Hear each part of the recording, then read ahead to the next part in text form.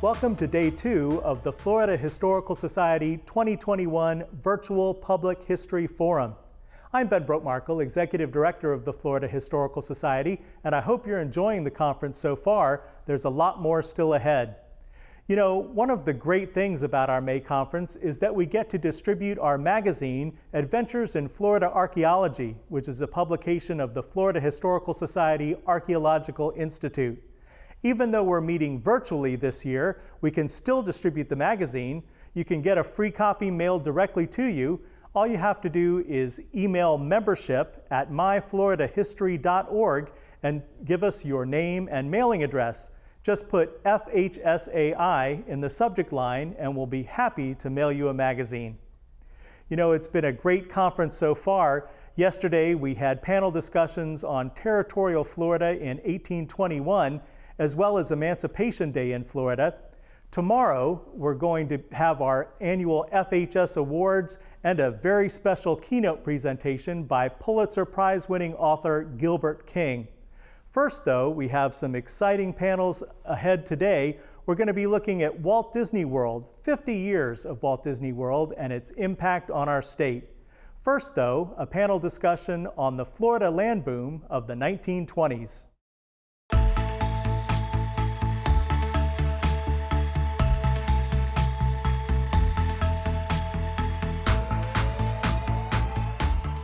Thanks, Florida Historical Society, for convening this discussion of the 1920s Florida land boom. I am Alan Bliss. I'm adjunct faculty member in the Department of History at the University of North Florida, and I'm CEO of the Jacksonville Historical Society. Welcome to our audience and welcome to our panel members. And I'll ask each of you to introduce yourselves briefly in turn, starting with you, Mr. Kasbarian. Hello, everybody. My name is Luke Kasbarian. I'm a graduate student here at the University of North Florida. And in particular, I usually focus on modern American history, looking at race relations and culture. For this specific Florida in the 1920s, I took a media history approach and looked at the impact of radio on Jacksonville's self-identity and the effect that radio had, or the effect that advertising had on Jacksonville's role in the Florida land boom. Great. Thank you, Mr. Kasbarian. Dr. Chambliss, welcome. Thank you. My name is Julian Chambliss. I'm professor of English at Michigan State University and core faculty in the Consortium for Critical Diversity and Digital Age Research here at MSU, as well as co-director of the Digital Humanities Literary Cognition Lab here, and also the Val Berriman Curator of History at the MSU Museum. My interest in Florida, of course, is focused on questions of race and culture, particularly African-American community building and Florida in the popular imagination. So I think about the Florida land boom as a part of a kind of myth making that's essential to understanding Florida's place in a broader popular cultural landscape, but also some of the hidden narratives around race and culture buried within that moment. Thank you, Dr. Chambliss, and welcome. Dr. Mormino, greetings and welcome to you. Indeed. Hi, my name is Gary Mormino, and I'm a professor emeritus at the University of South Florida, St. Petersburg. I suspect I've been teaching Florida longer than most of you. I arrived in 1977, probably younger than Luke, and with not nearly as good a hair as Luke. But I've been teaching Florida history since about 1980. I've studied everything from immigrants in Tampa to land booms in Temple Terrace, Florida, to race riots, et cetera. And the 1920s is so central to the Florida story, you really can't avoid it. So I'm interested in the 20s, both as the way to study a decade in history, but also the colorful figures and the significance of the decade to the course of Florida. Great. Thank you, Dr. Mormino. And Dr. Vickers, welcome to you and thanks for joining us. Well, I'm delighted to be here, and I'm delighted that we're talking about the boom and bust of the 1920s. I wrote a book called Panic in Paradise about the 1920s. And also before that, got interested in Florida when I started working in the legislature in 1972. So, I don't go all the way back to 1920s, but it seems like it and feels like it sometimes. But then I ended up as the assistant controller of Florida when I was 25, which is completely ridiculous. And I couldn't even balance a checkbook. And so I was suddenly, how politics is, suddenly I was regulating all the banks of Florida and the securities companies, which I'm sure they were horrified to have that happen to them. And then went to school at Florida. I actually graduated from Florida State 4 times. Undergraduate in criminology, and then master's in international affairs, law degree, PhD in economic and business history. And then I, along the way, practiced law. I had a law firm, and I was in, everybody wanted to come to, it was again a repeat of the 1920s. In the 1980s, everybody wanted, all the big banks, all the little banks, everybody wanted to come to Florida. And so I ended up representing over 100 banks and savings and loans in the 1980s from 40 states. And they all wanted to come to Florida. And so couldn't even answer the telephone. It was ringing off the hook. And so I did that. And along the way, I was a little disillusioned because of some of my clients, were promoters, sound familiar, and were more interested in getting rich and doing real estate deals than they were in operating savings and loans or operating banks in the 1980s. And so a number of them failed. And you can't, as an attorney, you can't write about your clients, so I went back and got the PhD, thought it'd be a good idea to study the 20s and focus on the years before the 1929 crash, and then take a look at the records and see why the banks failed. Because when I was the top bank regulator for Florida, I noticed that banks fail because of fraud and massive insider abuse. And then as a lawyer, I noticed the same thing, that the good banks were not failing. It was the bad banks, the promoter banks. And then I went back to get the records of the 1920s, and they were sealed, had been sealed since Ernest Amos, the controller, had been indicted. He sealed all the records, probably a good thing for him. And then they stayed sealed since the 1920s.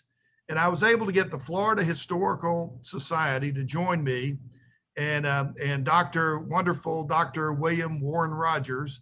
And we went to the legislature and passed a law that said that after 50 years, the bank records were open if the bank failed.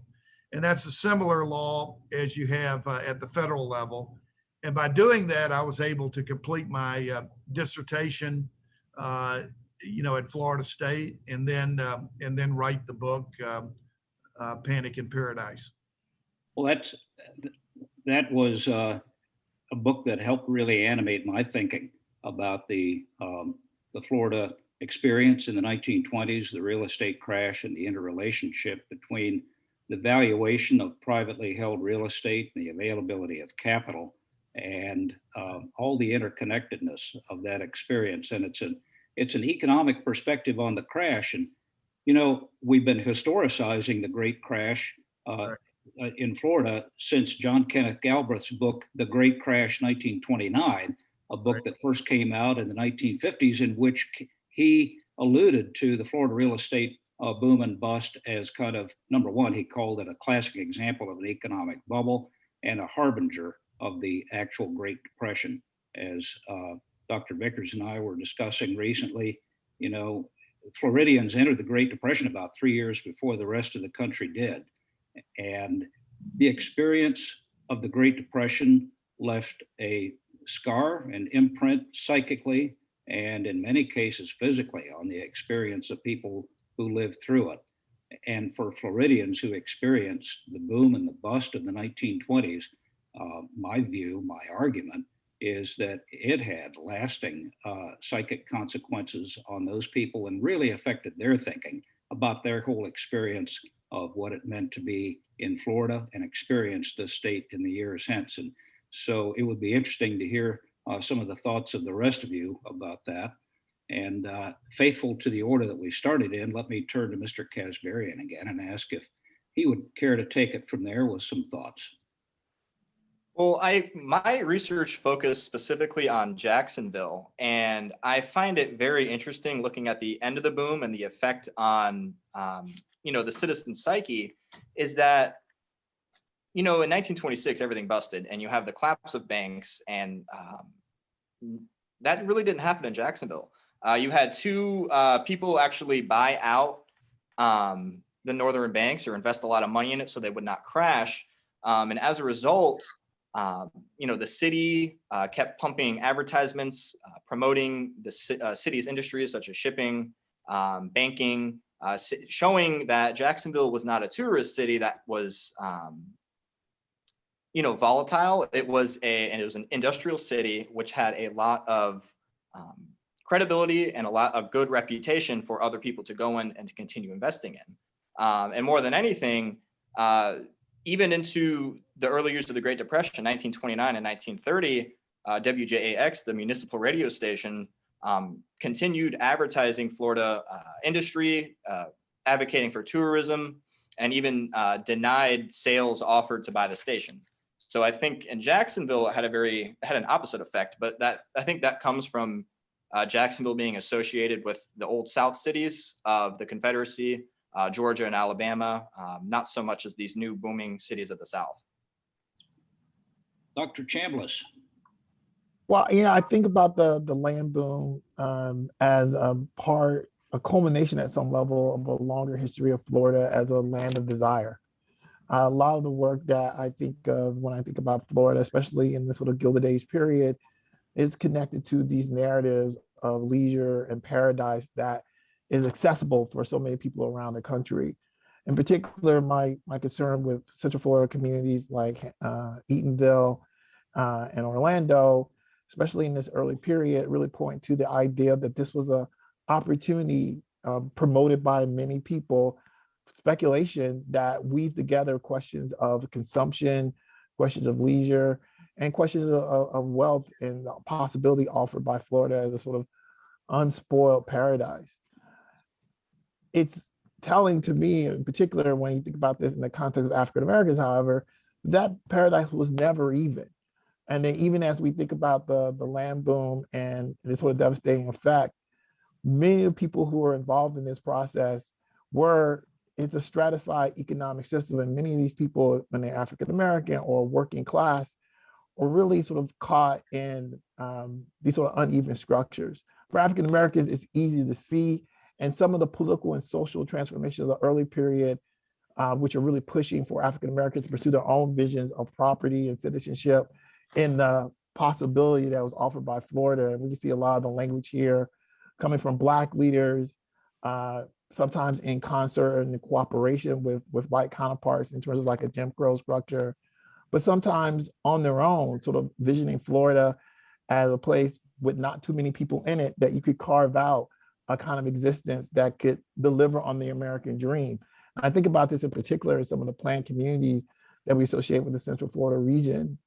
And so the consequences of, I think, both the possibility represented by Florida as a sort of paradise that you can afford, to fall back on that famous phrase, but also as a place that is sort of caught up in the Southern story, right? Like Florida is part of the South, and the nature of that Jim Crow power dynamic and these questions around property and citizenship that African Americans are trying to navigate really means that some of the really powerful conflicts that we see in the 1920s, the race riots, the rise of the Klan, and eventually I think even the land bust are all part of the same sort of process. So it's really a complicated story that really points towards really a broader American mindset that is playing itself out early in Florida, but really becomes a model for the entire country, I would think. Dr. Chambliss and I have often conjured with the notion of Florida as a part of the American South. And we have experienced, all sorts of comments about Florida is not really part of the South. and or it's just as much a part of the rest of the South. And something that Mr. Kasbarian said a few minutes ago made me think back about this. He made reference to Jacksonville's legacy of being a part of the Confederacy, its connection, close connection with Georgia just across the border nearby here.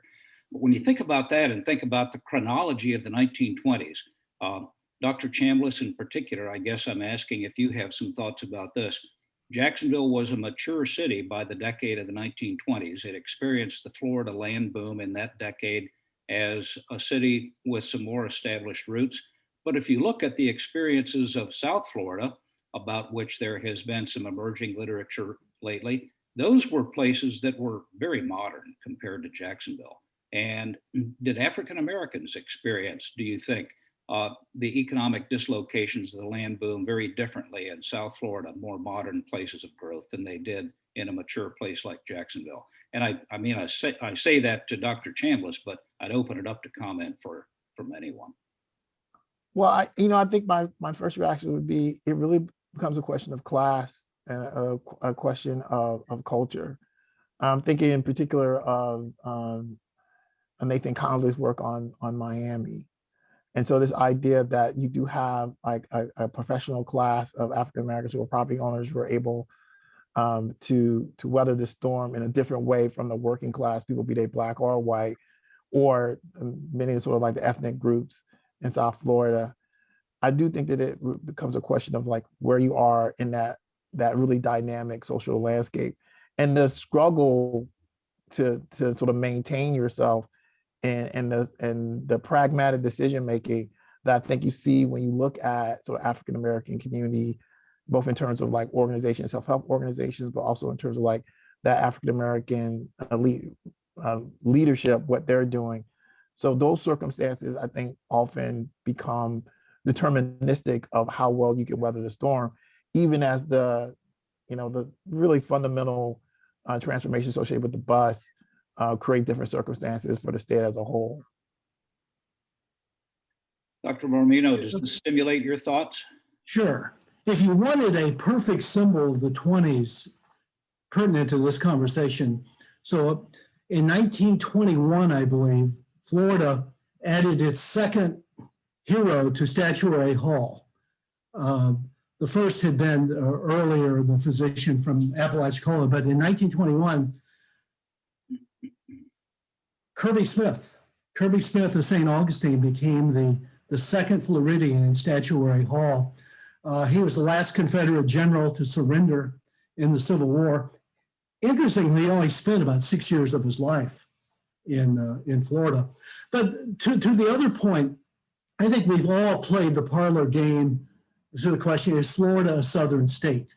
And today you can argue about this, but in the 1920s, no one mistook Florida as anything but a southern state. Maybe if you were in Coral Gables in 1927, but as a state, I mean, Florida had been a Confederate state, a Reconstruction state, a slave state, a Jim Crow state. And ironically, only because of the 20s is it possible probably to imagine anything else. Another point I'd like to make is the study of decades. This panel is also a study of decades. Historians love the study of decades. To teach a class in the 1960s, the problem is most decades don't easily translate to 10-year periods. The 60s really don't end until 1963. The 50s don't really end until 63, rather. The 60s don't end until 1974. The 20s, though, is perfect. It begins with this land boom, the end of World War I, and it ends with the Great Depression. Even though in Florida, you have the great problem in 26. I'm finishing a book now that may be even better than the 20s. It's a book studying the first decade of the 21st century. So it's Florida 2000 to 2010. So it begins with this incredible land boom, real estate boom that crashes in 06, 07. And then you have the elections and everything. So the study of decades and land booms fit neatly fit the 1920s and the first decade of the 21st century. And if I can chime in, that fits in perfectly with David Nolan's 50 Feet in Paradise argument that Florida is just a series of economic booms and busts. And there's really nothing Yes. around it. That's all it is. I think what's remarkable about the Florida land boom is think of Florida in 1918. Think of the world in 1918. Maybe the worst year in human history or modern human history. The toll of millions of deaths in World War I. You're in the midst of the greatest pandemic in history, making our pandemic look like small change. The map of Europe is being redrawn. And 2 years later, you begin this extraordinary land boom in Florida that changes the destiny of Florida history. Let me just read 2 sentences. I did this article in the Quarterly on World War I. And this is the conclusion. To stand on the edge of Florida in 1914 and look across the time plane to 1920 is to sense a new coming of an age. On one side of the abyss, one finds a Florida characterized by Sidney Johnson cats, 45-cent cotton prices, and a population drawn largely from the South and residing within a day's wagon ride of Georgia and Alabama borders. On the other side lies a Florida symbolized by Addison Meisner and George Merrick, the Tamiami Trail, and the Gold Coast. So to me, that is an amazing transition from the end of World War I to this Florida land boom. It's astonishing if you think about it. Yeah, a great deal of change pivoted around that 1920s shift. We measure, of course, a lot of demographic and social and economic change from the 1920 census, right? The moment of urban tipping. If there's a hopeful sign, it may be that we will shift dramatically when this pandemic ends today. Who could have imagined the 20s from the vantage point of 1918? The 20s wildly characterized jazz age, et cetera, prohibition, and land booms. I'd like to circle back to this notion about the psychic imprint of the Florida land boom and crash of the 1920s. In your field of specialty particularly, do you have any thoughts about lessons learned or lessons failed to have been learned from the experience of the 1920s? We've been back to those moments of boom and bust, have we not? Well, we have, and I think that we should recognize that there was a lot of fake news about the Florida land boom. And, fake news becomes fake history. And so I zoomed in on Addison Meisner, for example. And even today, there's an elementary school named after him. There are restaurants named after him. There are all these developments named after him. But Addison Meisner was the Bernie Madoff of Florida, from a not attacking his, his architecture, because I've stayed away from that. I'm not, I didn't take those courses, so I'm not going to get into a debate over his architecture. I'm just telling you what the records say. And of course, his partner was Donald Conkling, who owned the Palm Beach Post. And so there is some historical parallel here. We've got Jeff Bezos owning, Amazon, $200 billion net worth, owning the Washington Post. So, he obviously is directing the Washington Post to write stories that are beneficial to Amazon. Well, that's what Donald Conkling was doing and Addison Meisner. So they created this myth about Boca Raton. And so, it appeared the Palm Beach Post was part of that, and a major part of it, and that, ramping up the boom, and also the bust. I mean, why did it bust? I mean, what caused that? And there was some so-called historians who wrote a book after my book. I think hired by the Florida Bankers Association, I guess designed to criticize my criticism of the bankers, because I said that every bank that failed, and I can document this, failed because of fraud and massive insider abuse. The good banks didn't fail. We were talking earlier about Jacksonville. Well, you had some good banks in Jacksonville, and they were run prudently. I remember talking to Mr. Ball in 1972, and I mentioned to him, we were in the Florida National Bank, and I said, in Jacksonville, and I said, his office was right below the chairman's office. And I said, well, Mr. Ball, we're in, your bank building. And he said, no, I'm not involved in the bank. I'm not involved in the bank. Well, the truth is he controlled the bank, and it was a well-run bank. And Barnett Bank was and its predecessors were well-run. These crazy things that Addison Meisner was forming, and J.R. Anthony down in Palm Beach, and W.D. Manley out of Atlanta. These were promoter banks, and they were paying off the comptroller of Florida. We have loans, they're called policy loans, where they paid off Ernest Amos, to get bank charters and that kind of thing. So I think it collapsed because it became obvious to the people of Palm Beach and Broward County and Dade County. It became obvious that their money was not safe. It was in banks that were controlled by promoters like Addison Meisner. And these guys were out of control. I mean, Meisner went through millions of dollars. But I remember when I was writing that in Panic in Paradise, and I'll read a sentence of that. When Meisner's got a big time reputation even to today, and I certainly don't think I had much effect on it. But I talked about the fever at Boca Raton broke when the resignations of Senator DuPont. DuPont was trying to get Meisner to fire Wilson Meisner, his brother, who was the treasurer. And I talk about that Addison Meisner participated in a bank fraud conspiracy that financed extravaganza with depositors' money. And then I went on to say that Meisner looted the bank and other banks by issuing worthless promissory notes to procure loans.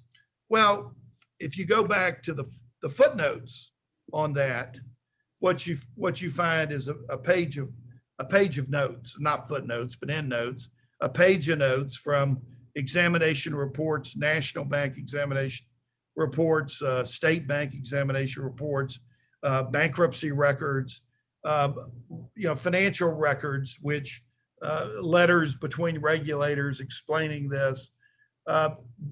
But then when the book came out attacking my book, they were talking about, the boom busted because of a hurricane. Of course, the hurricane took place in September of 1926 after the bust. They talked about the Mediterranean fruit fly was a villain. They talked about less rum was being run from Bahamas and Cuba. I'm not sure how they documented that. And then, of course, you look at their notes, and there are no notes. They're just articles that they had written, speculating about all this.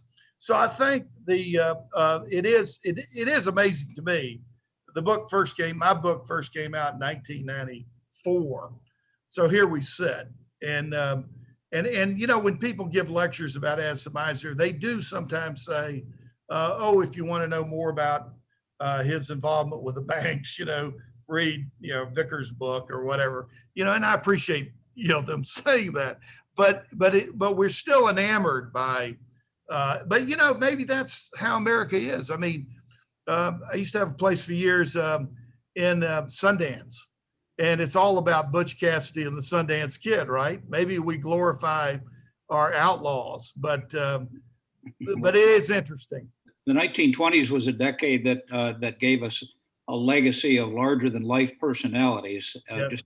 Just about every city or community in Florida has its giant, colorful sometimes really caricatures of real estate development giants. Right. And Addison Meisner, certainly one of the most colorful among them. Jacksonville had its share. Tampa and St. Pete, as Dr. Mormino knows, had its share. And golly, we still find ourselves in a state that's populated by those larger than life figures. Well, I want to hop in here because I think that this is a really interesting. I'm struck by Dr. Mormino's comparison to 2000, 2010 to 1920s. And I'm reminded of, I agree that the narrative that is driving the transformation here is not necessarily a narrative aimed at Floridians. I mean, I think there's a question here about who are we selling Florida to? And the experience of Florida, and I have to think about this from a regional perspective because the sort of North Florida, Central Florida versus the South Florida, and the internal versus the coast really become a really important part of this conversation, right? And so how do we take into account this idea of these longer narratives that sort of frame the early part of the 20th century feeding into this boom in the 1920s? To me, that's an important question. Well, right? we didn't have Florida was North Florida was all that we had, right? The rest was swamps. And Flagler came down in the 1890s, of course, and had a railroad and had captive, captive customers because they, whether it was St. Augustine or Daytona Beach or, breakers or whatever, they came down on his railroad and then they stayed at the hotel, the railroad hotel or his hotel. But then in the 1920s, it was the Model T. It was the car. The car freed people from the farm. It freed people from the city, and people were able to migrate down to South Florida. And of course, we were draining swamps, and sometimes not completely draining them, but we were selling land, some of which was underwater. And so it was an exciting time. I am struck by the comparison, though, of 2008 and 1926, because 2008 was when Wall Street blew up the economy of the world, and they sold $600 trillion worth of derivatives worldwide, blew up the world economy. But a lot of that was in Florida, and of course, nothing's been done about the derivatives. They're now up to 1.2 quadrillion. I don't want to make you nervous, but we've doubled that. So we had an unstable, economy, before this pandemic. And I kept predicting for years that we were going to have another crash if we never did anything about these derivatives, which are out of control. And of course, every time they need to make some money on Wall Street, they sell a few more billion derivatives.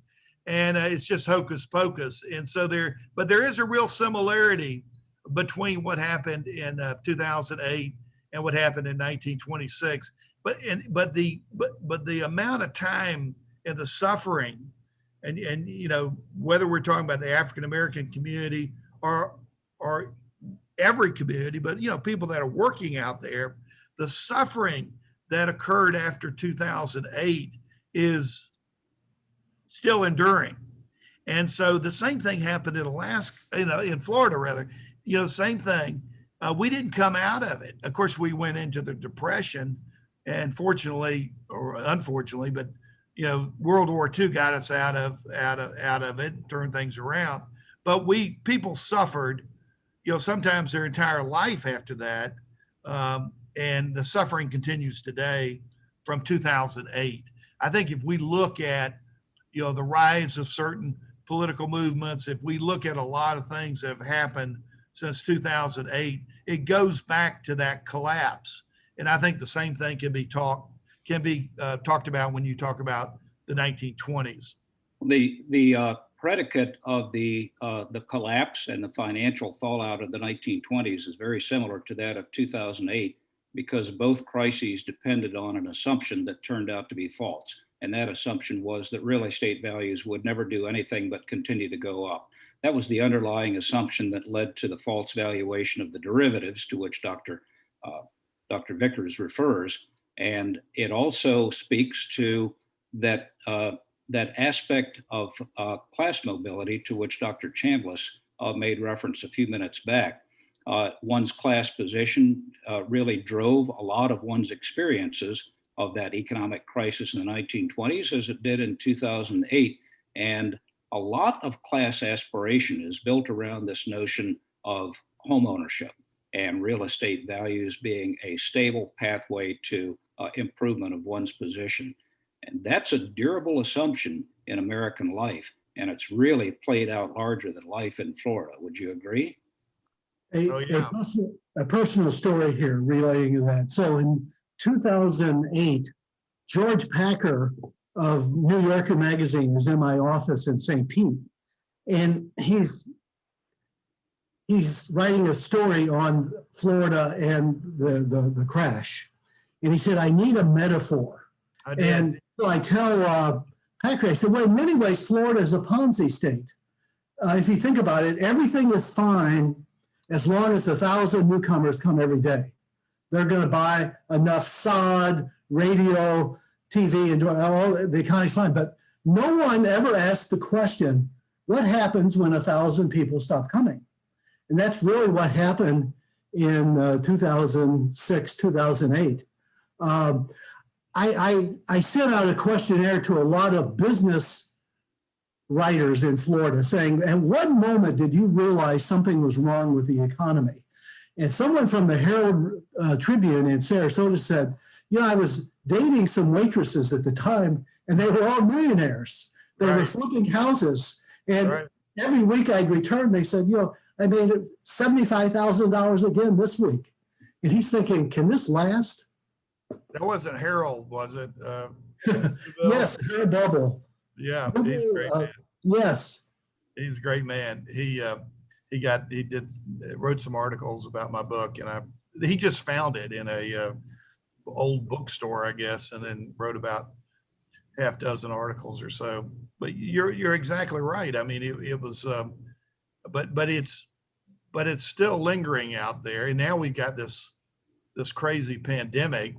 Of course, I look for industries to get involved in that collapse. I was in the banking industry for a long time. I'm now in the maritime industry, and one of the areas that we do cargo in the Port of Miami, but we also do cruise lines. And so you can imagine our revenues have been hit very hard. And but it's we never thought that the cruise lines would just stop. That and the impact on the Florida economy and with tourism and cruise lines and all that, is dramatic. So we're in a very dicey time period right now. We'll see how this thing plays out. Alan, to orient this to Florida, Walter Fuller, when asked what happened in 1926, he said, we just ran out of suckers. Yeah. And in some ways, the same thing happened in the early 21st century. Yeah, in 2008. Sure. The Binder boys, Well, it's very similar. I mean, that's a great parallel if you're writing about that. And you sound like you are. I mean, that's a great parallel. What happened in 2008 compared to what happened in 1926. A lot of people lost a tremendous amount of wealth. Individuals, people who bet on this assumption that real estate values would continue to go up. And as a result of that catastrophic elimination of wealth that, really was mostly on paper, but once people have this assumption that they are wealthy, then they're affected pretty seriously by the loss of that or that disillusionment. But it seems to me as though in the decades after the 1920s, a lot of Florida's political assumptions and its policy choices as a set of communities and as a state became oriented to and devoted to protecting private property values and helping to sustain the value of real estate investments. The creditor writes Homestead. And you have a lot of guys, Wall Street guys that come down here, buy houses on Ponte Vedra Beach and big farms and that type of thing because it's protected. If it's up to 160 acres outside a city, half acre inside a city, they're protected if you declare bankruptcy. So a lot of the money after 2008 came down here. A lot of it stayed. Same thing with the savings and loan fiasco. But all this came out of the 1920s, right? And so we're a very colorful state, and we are two states. I mean, in terms of North Florida and the rural areas of Florida are completely different, as all of you know, to what's become of Orlando and all the way south. I mean, it's completely different. Tampa, all the way down is completely different. It seems as though by privileging and protecting private property rights and homeowners' rights and that sort of thing, it seems as though the 1920s may have widened that gap in the potential for class mobility and consigned everybody outside of the sphere of home ownership to a second-class citizenship. Does that seem as though it's sensible? The ultimate example of that is in the 1920s, Florida voted for an amendment, the anti-Asian land law, that Asians, it was really never enforced, but in fact, I think it was just taken off the books a few years ago. It was on the books for almost a century. Theoretically, Asians could not buy land in Florida. This is related to California and everything, but would anyone verify this for me? Well, it sounds interesting. I always enjoy my Chinese. I'm in the maritime business, shipping business, so I deal with Chinese, companies shipping and that kind of thing. And I always love, they're pretty funny about all this, and they like to criticize, what's going on in the United States,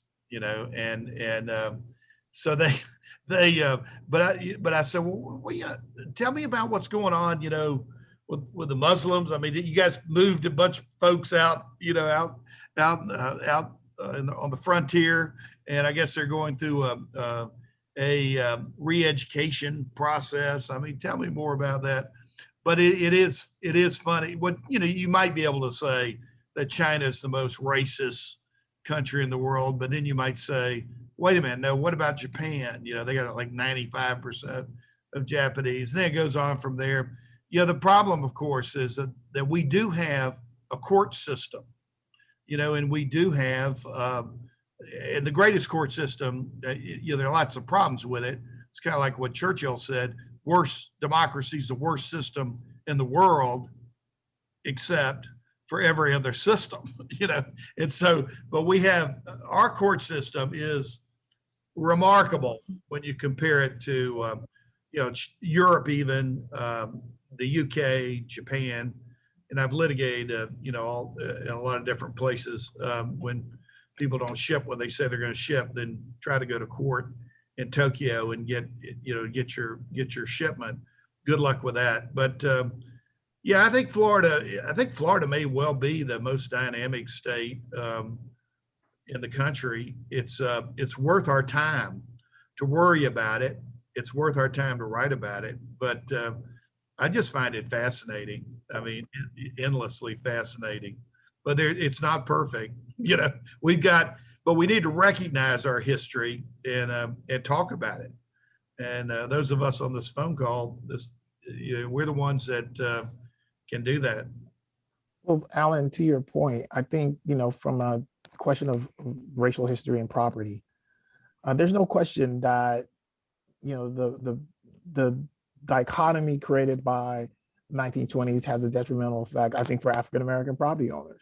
I think in those decades prior to the land boom, looking particularly in Central Florida, you can see success, arguably success of African-Americans, even as laborers, acquiring property and doing so with an idea, a pragmatic idea that property was going to be the key to future success, especially in terms of their descendants. I think about this in the context of a place like Eatonville, think about this in the context of communities in Orlando, where you can see very clearly the Black community there, seeing property ownership as a vehicle, even in the context of Jim Crow segregation, holding on to that property.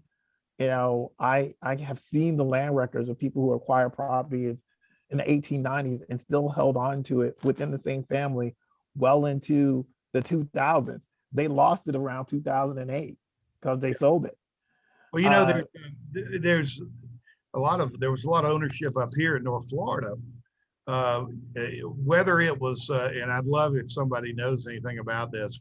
I've seen the court records, and of course, going back searching deeds, but a lot of it is, you know, whether it was 40 acres and a mule or whatever it was, some very valuable property ended up in the hands of African Americans. It's interesting that, you know, nobody cared about lakes. We have lots of lakes up here, right? And so, you know, some clever guys, they said, okay, we're going to give you 40 acres and a mule, right? But it didn't.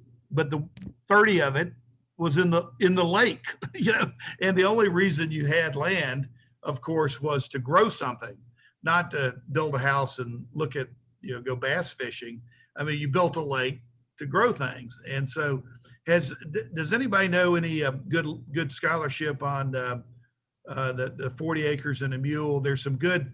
Yeah, I've read a number of when you go through some of these plantations around here have gone through, former plantations have gone through historical applications with the federal government, and they've talked about this, but I haven't really come across any good scholarship in this area.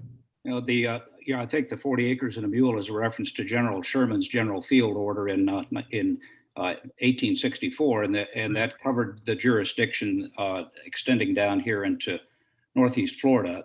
But if I may bring this back a little bit to what Dr. Chambliss was alluding to, you know, African American home ownership is something that spoke to the class differentiations within the Black community as well as the white community, and it certainly needs to be combed out. I think that we see those communities as differentiated along class boundaries and not simply as racially homogenous, no matter which group you're talking about.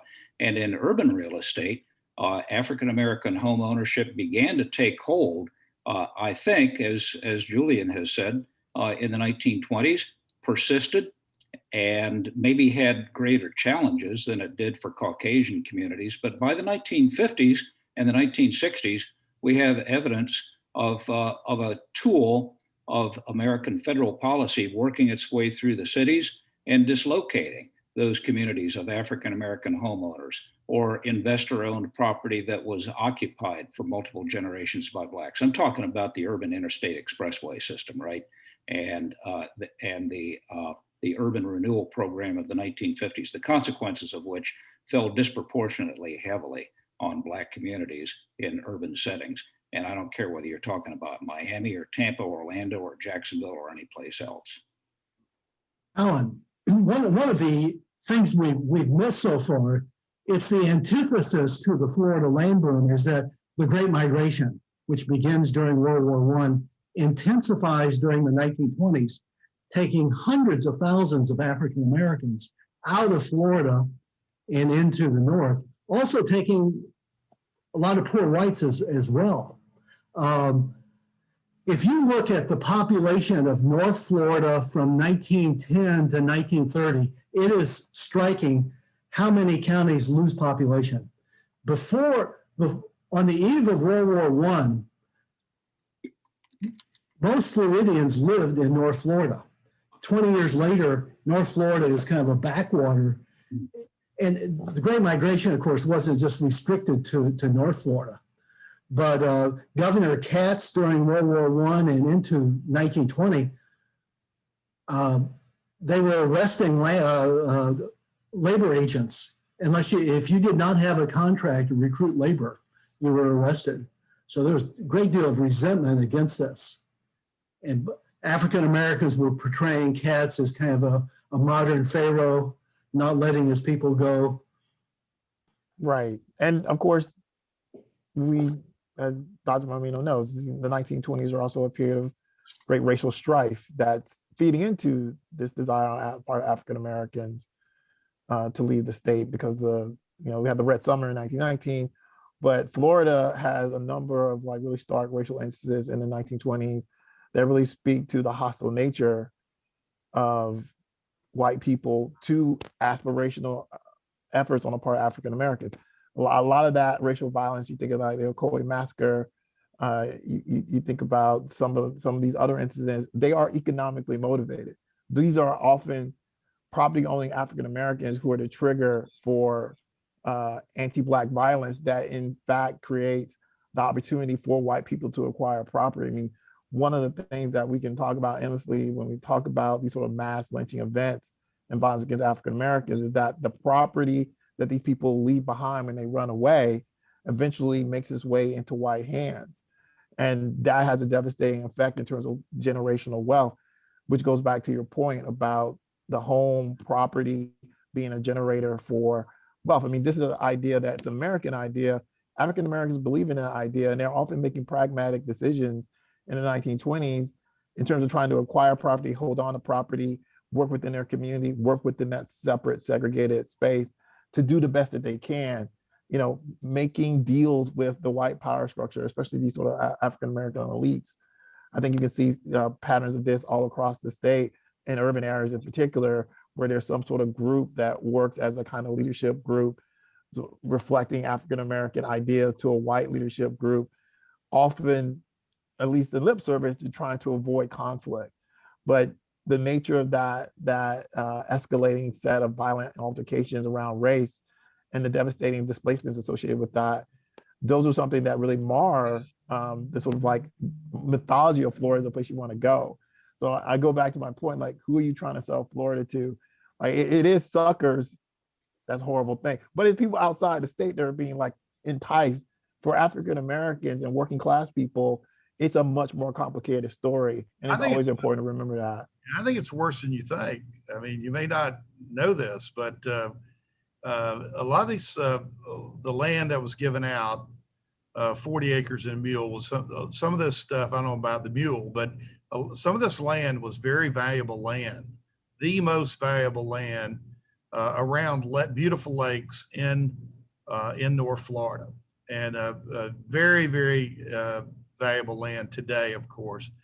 But what happened was you might have a elected state attorney, for example, and the state attorney might be in law partnership with a criminal lawyer, and the state attorney might indict an African American, maybe a kid, maybe the father, who knows.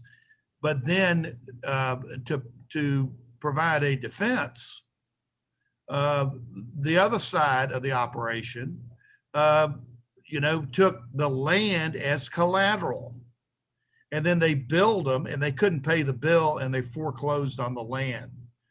That's not one instance here in North Florida.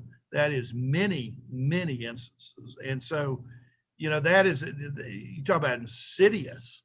I mean, that's about as bad as it gets when you have the elected state attorney indicting an African American, and then the African American's family going, finding a lawyer, and then putting up the land as collateral, and then losing the land in a foreclosure action. I mean, it's unbelievable. I don't think anybody's written about it. It's I've seen it as a lawyer, and of course as a historian, I've watched it, but I haven't written about it. But it is outrageous. Dr. Vickers, I'm sure we would all prefer to believe that those practitioners of your profession are in the minority, the sharp minority. Gary Mormino's remark about population change and demographic change reminded me that Isabel Wilkerson's great book, The Warmth of Other Suns, makes reference to Jacksonville's brand new train station, opened in 1919 as one of the settings for the Great Migration, the out-migration of people from Florida.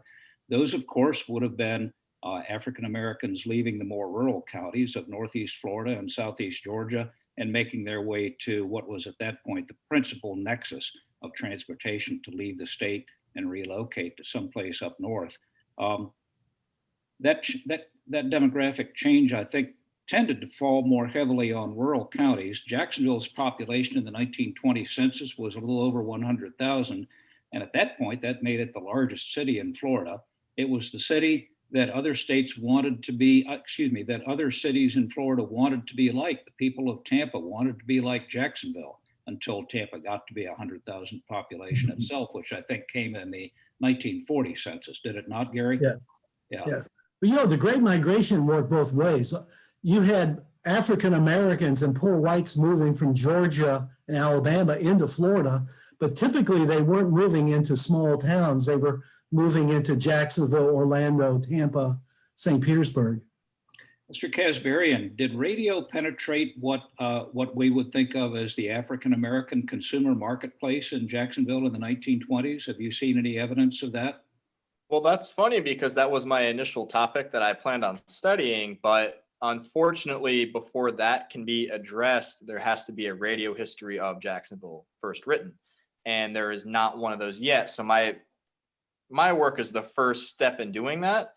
It would be interesting to note, thinking back on the conversation, because Jacksonville was a very integrated city, especially for the time. You had the statistic I saw was saying like about 60-40% white and black. And clearly you're having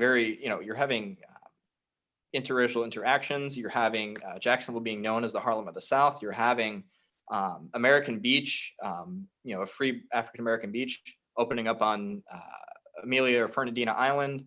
These communities are emerging and they are sustaining themselves throughout this land boom period when, as we said, land is being bought and sold and just flipped by these binder boys, Charles Ponzi being one of them.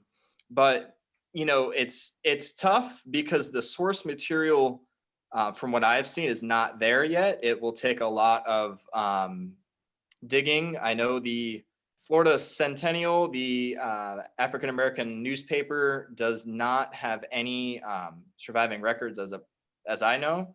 But that is actually my next step in research, is to looking at this relationship between African Americans in Jacksonville and their relation to radio. Well, that's work that needs to be done, and I think you are the scholar to do it. And as one of your former professors at the University of North Florida, I intend to claim full credit for all your achievements. That's great. Dr. Chambliss, I know that we're coming up on the end of your time availability. Are there any remarks you'd make to kind of help bring us in for a landing?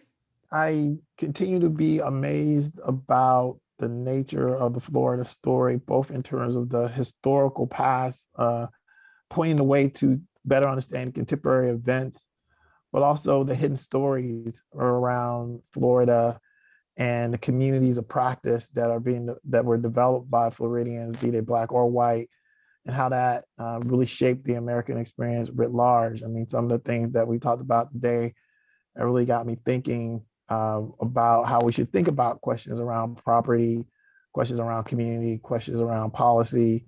And in some ways, Florida is a place where all of those things get tested in the worst possible way.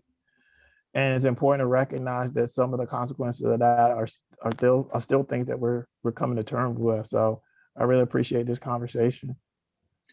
We're coming up in another few years on the centennial of the Florida real estate crash, and maybe we should plan to reconvene in early 1926.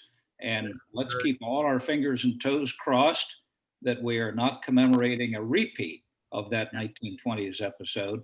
I would be pleased as a historian to think that maybe there have been some enduring lessons that we have picked up somewhere along the way from the experiences of that crash and the echoes of it that have persisted through the century that's almost passed by.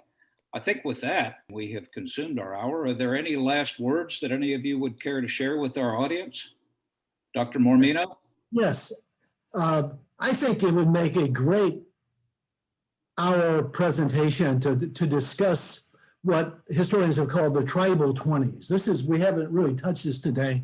We touched on race riots, but you have the whole fundamentalist debate in the 20s. Many rural people moving to urban areas, the church became much more conservative. You have this fundamentalist movement. You have the jazz age. I wonder if any of the radio stations were playing race music or country music at this time. That's another aspect of this. You have a revived Ku Klux Klan. The revived Klan is as much anti-Catholic, anti-immigrant as it is anti-Black in the 1920s. So the 20s is such a rich decade. It's just extraordinary, the things we haven't touched today. Plus the politics, the 20s, et cetera. It is a fabulous period, and I agree. It has not, we certainly haven't covered all the territory today, barely scratched the surface of it, but thinking more broadly, I think the scholarship more generally on the 1920s, and especially Florida in the 1920s, still has a long way to go. And I'm grateful to Mr. Kasbarian for tackling a part of that with his research. I'm so grateful to all of you for participating in this, everybody with their own distinct perspective on that fascinating and, I think, really influential moment in the history of Florida and the history of the United States more generally. I think I'm getting a cue that it's time to bring it in for a landing. So with that, I will say thanks so much to each and every one of you. We'll be in touch. Look forward to hearing more from the audience that sees this in the months ahead. Thanks to Ben Brotmarkle and his team at the Florida Historical Society for hosting this panel. We look forward to more to come. Have a great day, everyone.